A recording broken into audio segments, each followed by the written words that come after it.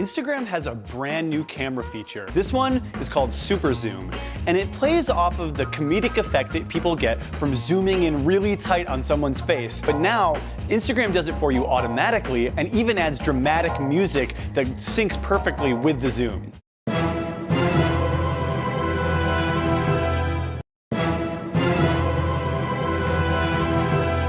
Super Zoom is important because Instagram is competing with Snapchat for users.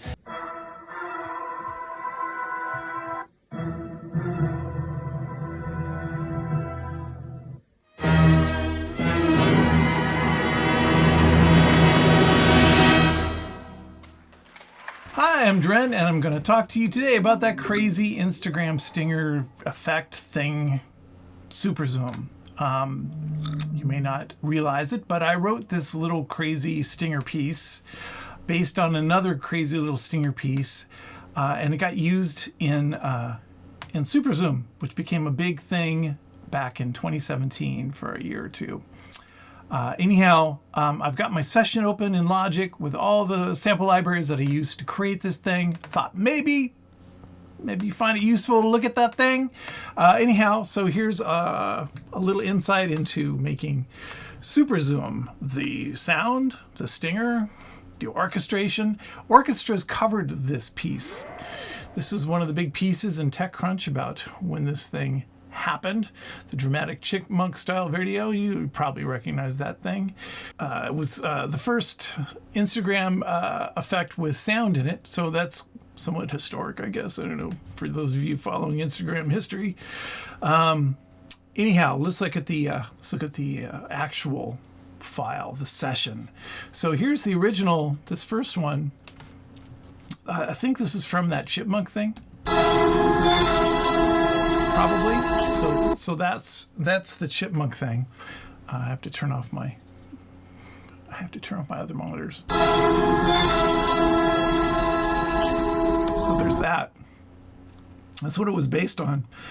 You can see here, this is I did this whole thing in probably an afternoon, in a couple hours. So I mocked it up. I mocked up what the chords would be. Very complicated chords here. So I played it on the piano.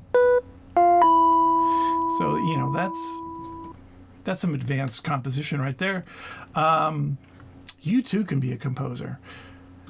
And then I started building it out from there. So usually with these kind of things, I'll mock something up in piano and just give myself a rough idea of where to start, and then I'll kind of build on top of that, and based on the articulations that I'm using. So I'll start with some of the horns I went with. We're using Contact. This is old enough to be Contact 5. I'm obviously upgraded since Contact 5, but when this is done, I was using 5, and I was using the Symphony series, which I really like. I still really like it. I like this one. I like the interface. I like the sounds. I think Mike and the Sound Iron team did this. I think. If so, thanks, Mike. If not, sorry, Mike.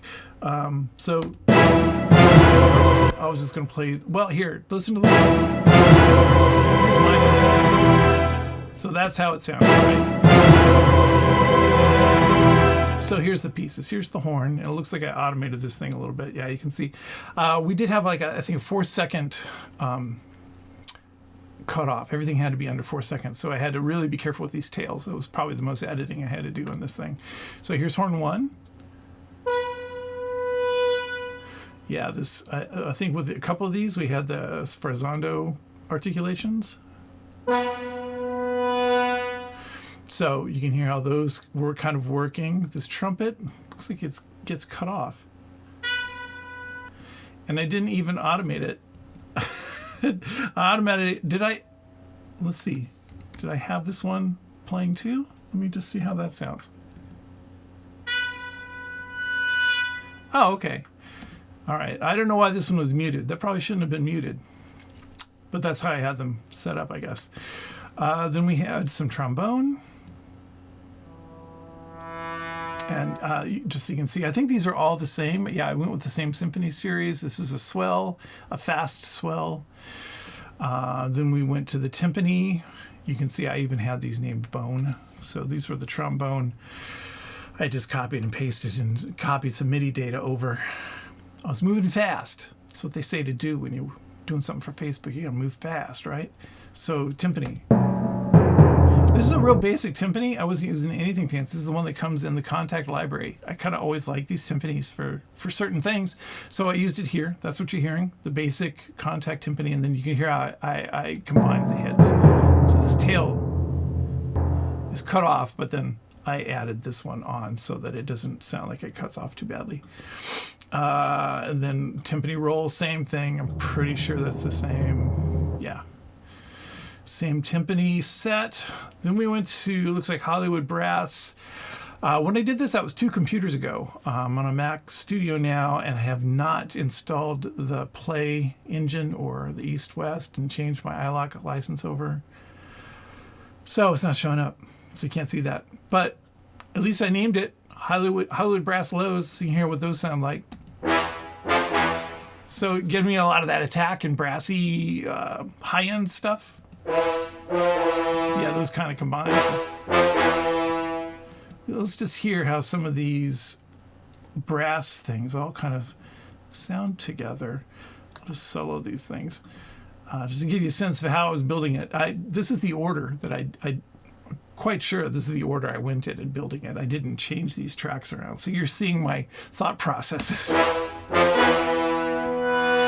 So those are sounding good together. And then I knew I had to add some more stuff, some lows here. Oh, we had these little flutters. So I thought that I'm sure what I did was I was going through here, found that flutter. I thought, oh, that probably sounds cool.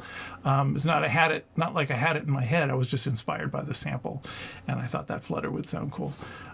This one is probably something I had in my head.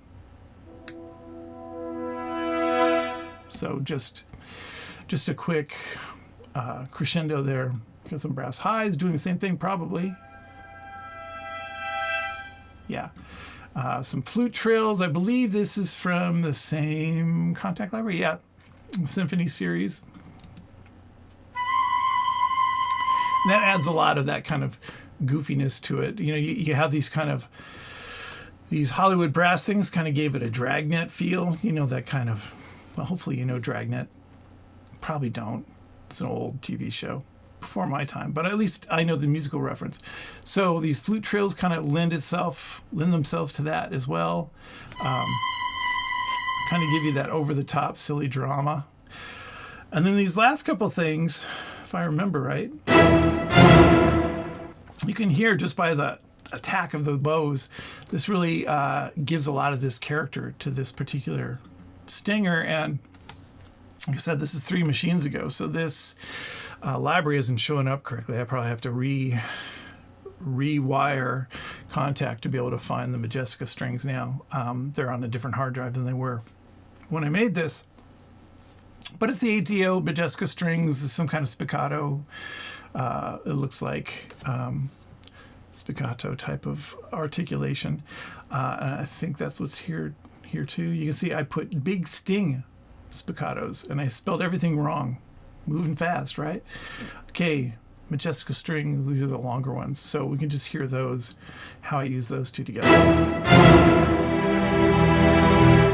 Sorry to interrupt my blathering here about the session, but I completely forgot to mention that I had done this whole piece called the SUPERZOOM 60 Spy Remix, which is I had the idea after this thing became sort of a popular hit on Instagram to make a song that was part of the Facebook sound collection that people could use in their videos on Facebook that included this sample of the SUPERZOOM sound. So I wrote a whole song around it, and in the world of that song, that little stinger belongs in a 60s spy TV show, and this is the theme song to that TV show. So I'll put a link down here so you can check that out, the SUPERZOOM 60s Spy Remix. It was recorded by a huge brass group in Nashville at Ocean Way Studios. It was really fun to record that business, and anyhow, I think you'll enjoy it. So just forgot to mention it, so there it is. Okay, see ya. So yeah, there's all the elements that I put together for this thing. Some timpanis and then other elements of the orchestra. Not a ton of stuff. It's not a huge band. It's, I mean, probably these 2 string things make it sound pretty big. But not a huge band, not using, you know, 30-piece string section or, you know, big brass section. But then there's a reason for that. You don't want to have something too big. It's not like you're writing a big movie score that's going to be played back on beautiful playback system. It's playing out of something like this, so it's going to sound crappy if you've got too much. You're trying to shove into that little speaker, right? So you did have to kind of keep it light. You couldn't have too many low-end things. Everything had to kind of be above, I don't know, 150 hertz or so that you're not blasting and distorting that speaker too much. Had to have a short tail, had to end at 4 seconds. So there's some limitations when you're doing this sort of thing for mobile devices. You know it's going to be on a mobile device. So you have to do your best to create something that's not going to crap out the speaker when someone blasts it too loud. So a lot of that was in my head too as I was designing this little piece of music.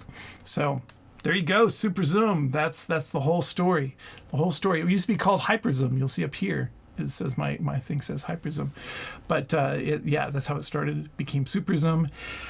And if there's one thing to take away, it's that I thought that this was just going to be a demo, and I didn't spend a lot of time mixing it. You can see I put on my this is my quick master bus solution if I'm doing something real quick. So this Manley, and then the Shadows Hills. I usually throw those on for doing something quick to get it sound okay, just to play it for somebody and get approval. This time this thing ended up shipping. I had no idea. I never looked at it again after I sent it out.